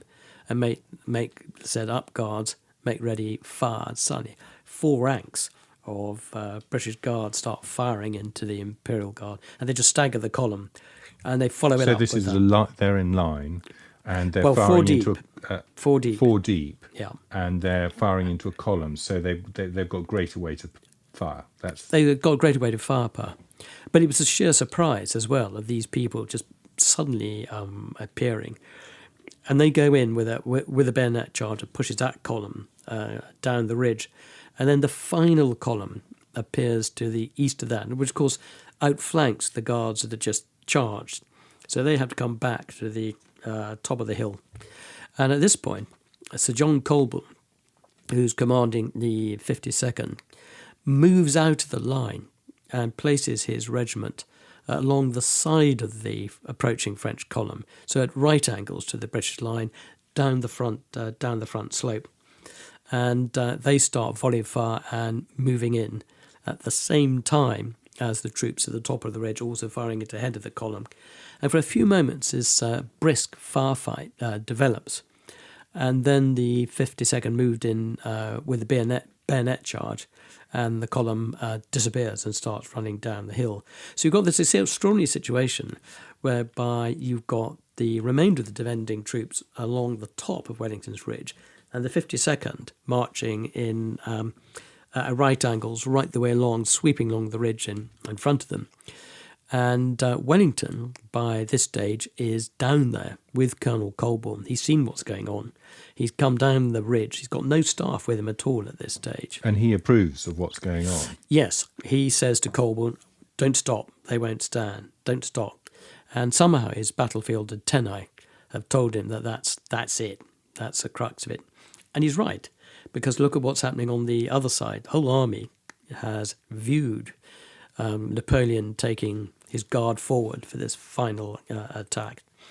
Alarmingly, they hear gunfire over towards Planche Noire, and Napoleon has sent staff officers running up and down the line.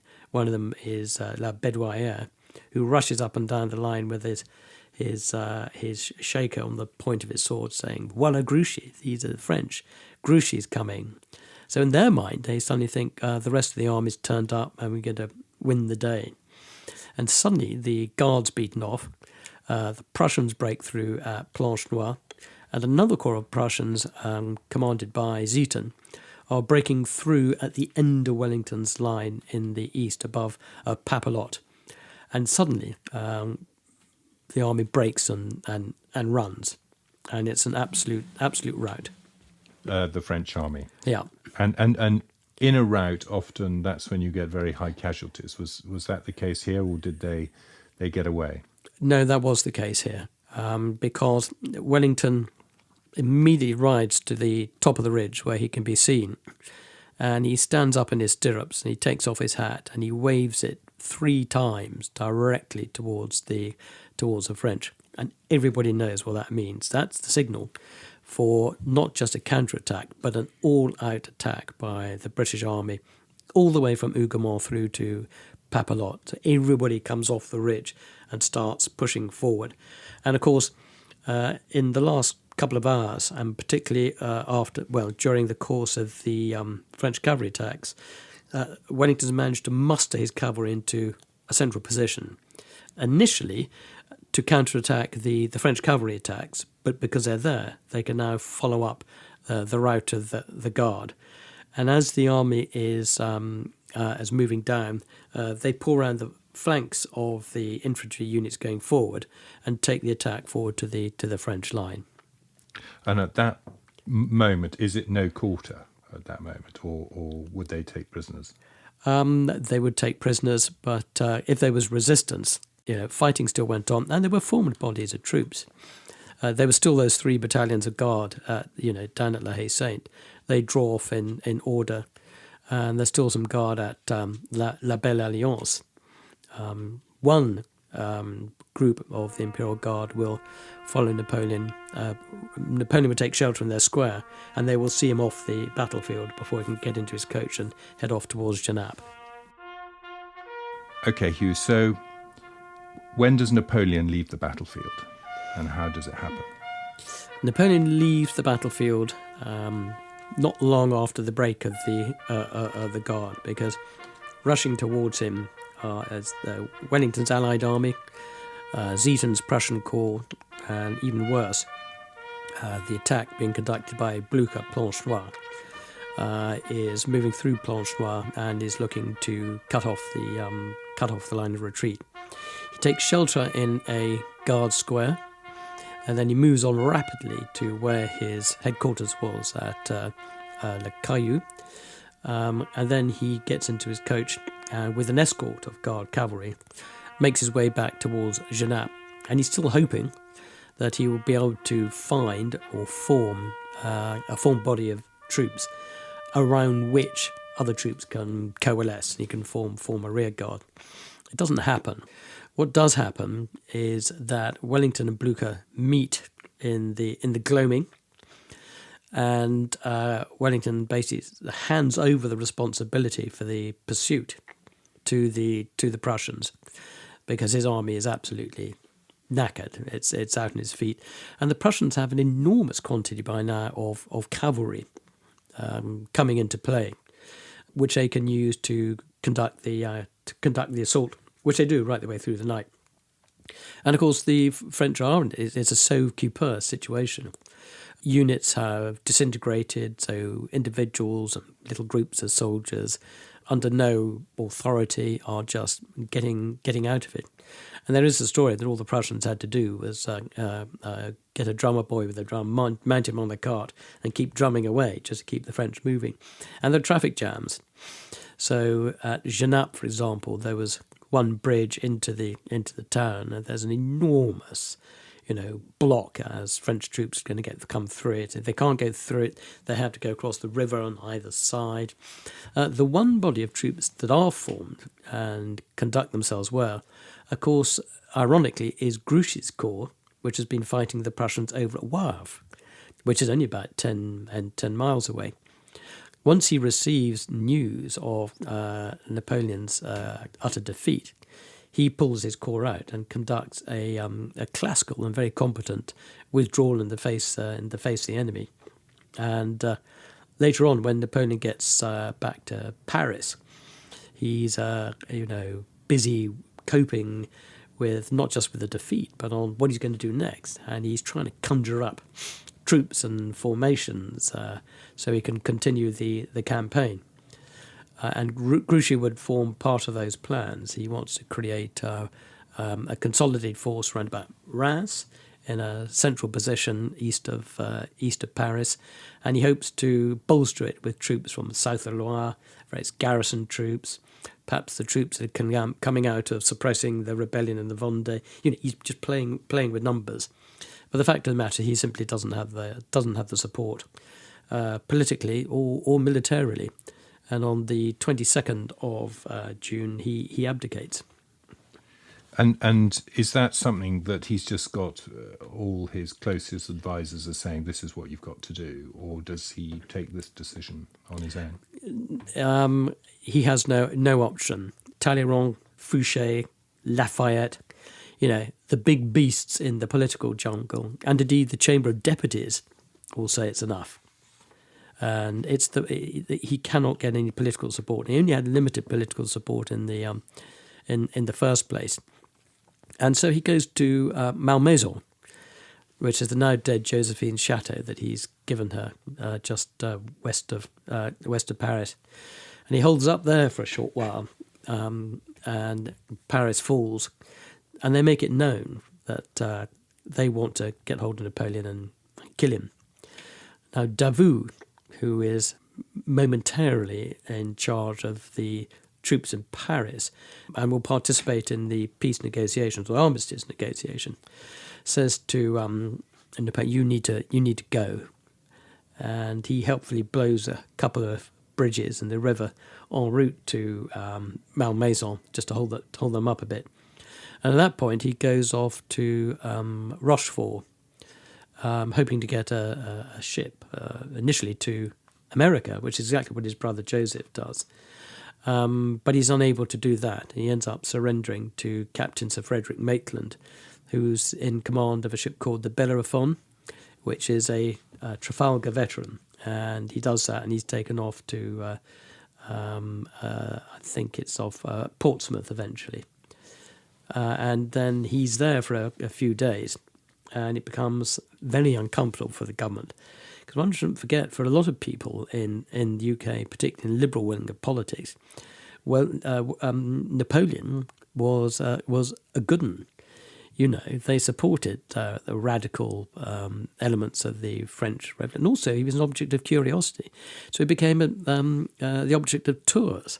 People would get into boats and row around the boat and find out. And every now and then, Napoleon would come up and sort of doff his hats to the crowd. And then some loony vicar would paddle around trying to pin habeas corpus onto the tip. Now, with the thought of Napoleon undergoing a trial in the UK, it was more than the government could possibly stomach. So they rapidly had him onto the HMS Northumberland and sent him off to St Helena. Excellent. We've got a few points to go through to wrap it up. One thing we like to discuss is key moments, hot points. I mean, many of which we'll have covered, but it is a big and complex battle. So perhaps you could just highlight one or two of those moments which you think are the moments in the battle. Well, you're right. It was a big and complex battle, and the fact of the matter is there are a number of key moments, but one shouldn't forget the battle went down to the wire. All three sides, if you take the view that the Prussians were fighting a separate battle against Napoleon, all three sides were looking for a conclusion right up to 7:30, 8 o'clock in the 8 o'clock in the evening. So those two key moments of those final stages are amongst the key moments. That's the defeat of the Imperial Guard and the breakthrough of the Prussians, Zieten on the eastern end of Wellington's line, and of course Bülow's corps supervised by Blücher at Planchenoit.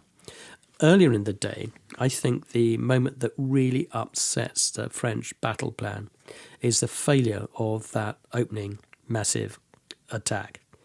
Napoleon was staking everything on an all-out blow, smashing through the centre of Wellington's line, seizing the crossroads at Mont-Saint-Jean, crushing up against the Bois de Soigny. And when it failed, it put the whole of his attack plan off kilter and off balance at the same time as he's getting information that the troops appearing from the south east are not French, it's not Grouchy, but the Prussians.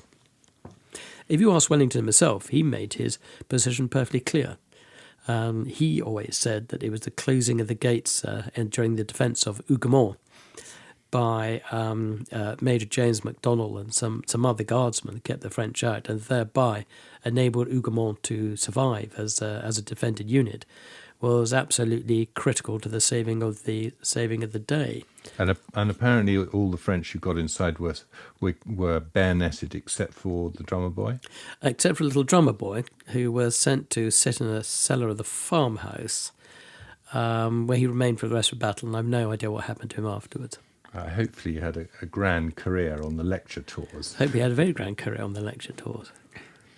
Any other key moments, hot points that we haven't already discussed or we have that you'd like to? Yes, I think there are a couple of key moments. There's no doubt that when we're talking about the repulse of the Guard, it's not so much a key moment, but Wellington's management of his reserves and the deployment of the troops on the spot under his own authority is absolutely key in breaking up that attack. Because we've seen how various elements of the infantry on the ridge there, some of them are Guards, some of them are Brunswickers, some of them are Netherlanders, play their role in halting those columns, pushing them down the hill. And it's the critical moment of Sir John Colborne placing the 52nd Regiment foot parallel to the line of that last column of the Guard, which enables the whole of that attack to be defeated, and it dissolves. And of course, once it does go, it's a very obvious defeat, not just to the British Army, but to the French as well.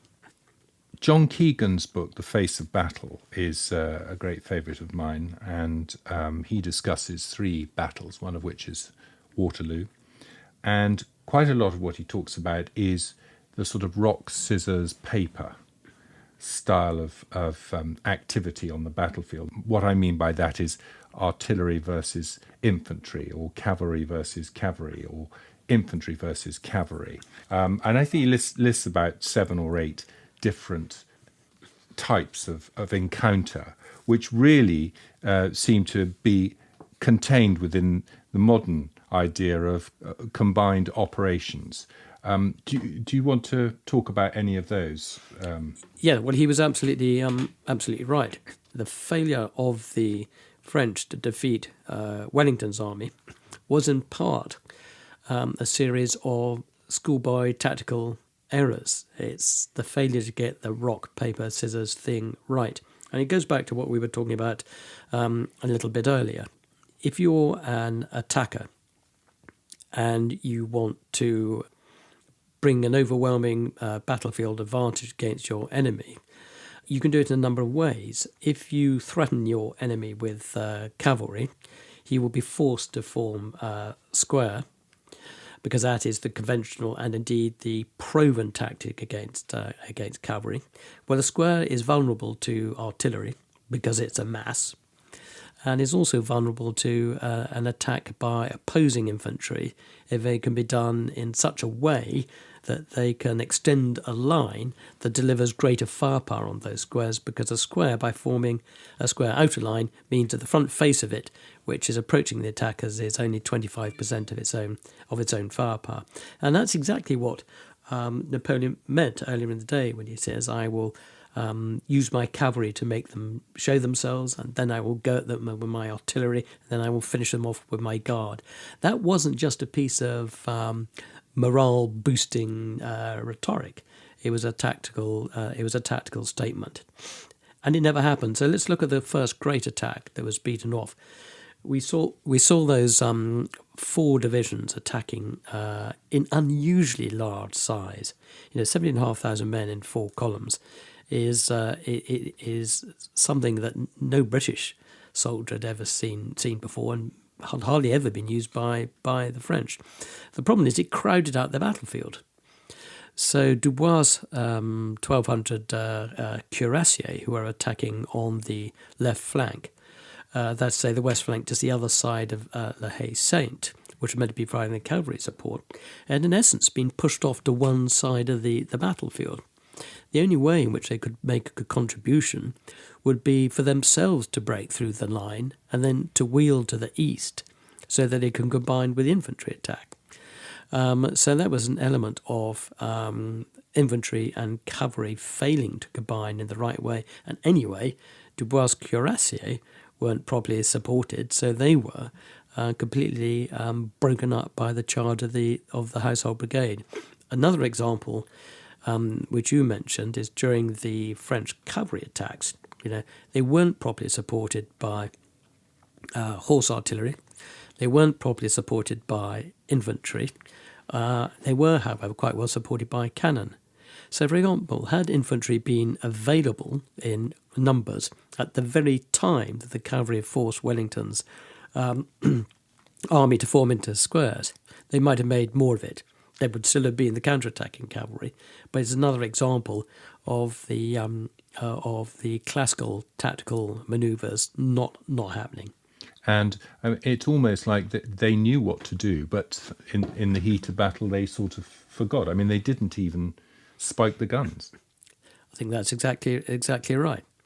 Mm-hmm. And Ney, who was, as we've discussed, the soldier, was injecting what he thought was momentum, and he was delivering Holocaust attacks. There's no doubt about it. But he wasn't providing the tactical finesse which would have cracked through the line. And what about the way the commanders, Napoleon and Wellington, were on the battlefield? Again, we've talked quite a lot about it, but that Wellington's incredibly mobile, his movements around the battlefield. Apparently his horse kicked him at the end of the day. I don't know if that's true. Well, Kevin, no, it didn't kick him, but when he got back to his inn at Waterloo, he gave Copenhagen an appreciative pat on the rump, whereupon it kicked out with both feet and fortunately missed him. Yes, he was constantly moving around the battlefield, which meant he was orchestrating what was happening down to very often minute levels, like at that moment when he saw off part of the Old Guard attack. And I mean, not just lending his great experience, but I mean, if you're a young soldier in a square or line or whatever, and you see the boss come over and take charge, that must give a huge boost. Indeed. And of course, there's a famous moment when the Ney had brought up those two cannon and started hosing the centre of the line with fire.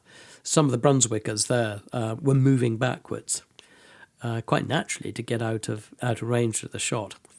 And it's Wellington personally who rallies them, and he was a figure of authority and recognised as such, and he was able personally to do the personal magnetism it takes in order to rally worried troops. One of the things that John Keegan talked about in his book, The Face of Battle, but also seems to have set the way that historians quite often talk about battles and wars today is the personal story, rather than just talking about generals and strategy. Individuals in action. Are there any individuals that, either on the French, Prussian, or on the Wellington side, that you'd like to mention who did particular interesting things? I'm sure there are hundreds, and the problem is it's a bit like the First World War. So for every person who got a military medal or Victoria Cross, there were hundreds who did equally brave things. We just don't know who they are. I mean, some of the famous ones, of course, is Sergeant Ewart's taking of the 45th Regiment's Eagle during the charge of the Scots Greys, performing clinically a form of sword drill, which was known as the Seven Cuts, which had been devised by Major General Sir John Le Marchant, being killed at the Battle of Salamanca. And he describes how he's wielding his sword. And at the moment he took the Eagle, he says he was attacked by an infantryman who charged him with a bayonet. And he says very coolly how he parried the bayonet and then cut him up through the chin, which went through his teeth. So here you see somebody who's not only being brave, but is also operating a form of discipline. So when you look very much in command of what he's doing, but knowing what he has to do, and is therefore confident in what he's doing. So it's not just human character and morale and if you have well disciplined troops, they can hold it with high morale. They can hold it better than otherwise. Who was the other soldier who captured the Eagle? What was his name? Well, there was a controversy over that one. There was a Captain Kennedy Clark who claimed he took the Eagle. And there was a Corporal Norman Stiles who claimed he took the Eagle.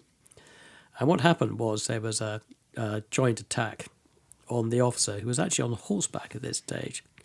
And Kennedy Clark says he leant across his horse and he ran the point of his sword through the French officer's side, as he put it, into the kidneys, whereupon the officer fell sideways, as did the Eagle, just at the time that Corporal Stiles was there, and the Eagle fell across Corporal Stiles' horse.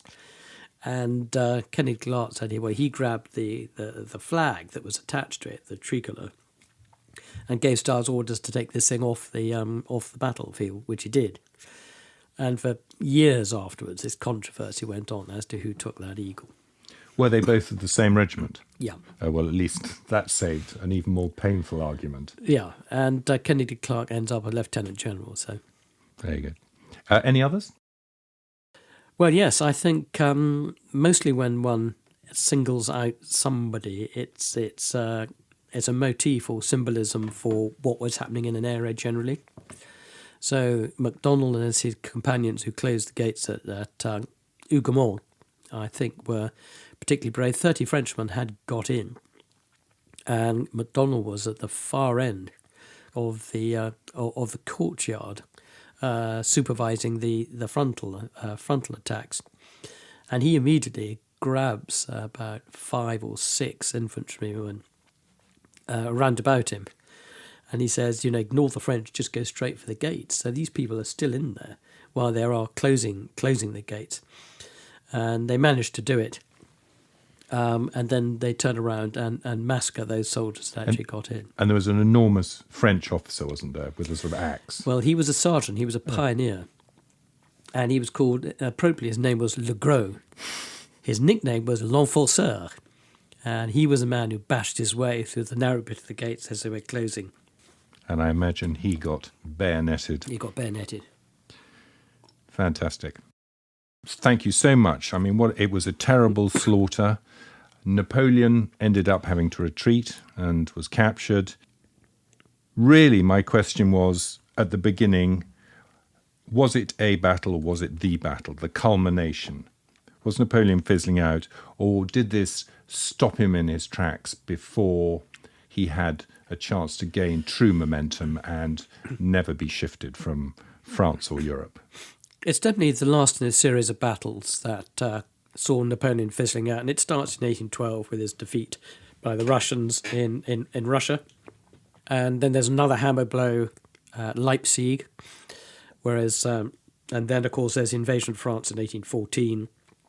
What he's affected in 1815 is pretty much a military coup. He had to win Waterloo if he had any chance of garnering any political support domestically. But it is really difficult to see that he would have been in a position to defeat the other allies. What had happened was all his enemies were together in one place at the same time in Vienna, which meant they could very rapidly take a decision to mobilise. And they effectively mobilised 700,000 troops. And so the military weight facing him was absolutely enormous. I think there would have been a short-term repercussion, but the question you have to ask yourself is, if he'd won Waterloo, to what degree would he have won? Would he have completely routed Blucher and Wellington, in which case it would have been a cataclysmic victory? Or what would have happened? He'd simply won a tactical victory, he'd say pushed Wellington off the battlefield and held the Prussians up, in which case Wellington and the Prussians would have had a chance to fight again together another day. And so many of the battles in the late Napoleonic period were becoming big battles over 1 or 2 and sometimes three days. It's not always a very good idea to ask what would have happened, if there'd been outright victory, but it's very difficult to see how he could have won militarily. And not only that, I think his opponents were absolutely determined. I mean, they just couldn't live with this guy. And one reason for that is, of course, in his true way, when Napoleon returns in 1815, he behaves duplicitously on the international stage. So he immediately says, I've come in peace and I don't want war, just let me rule France.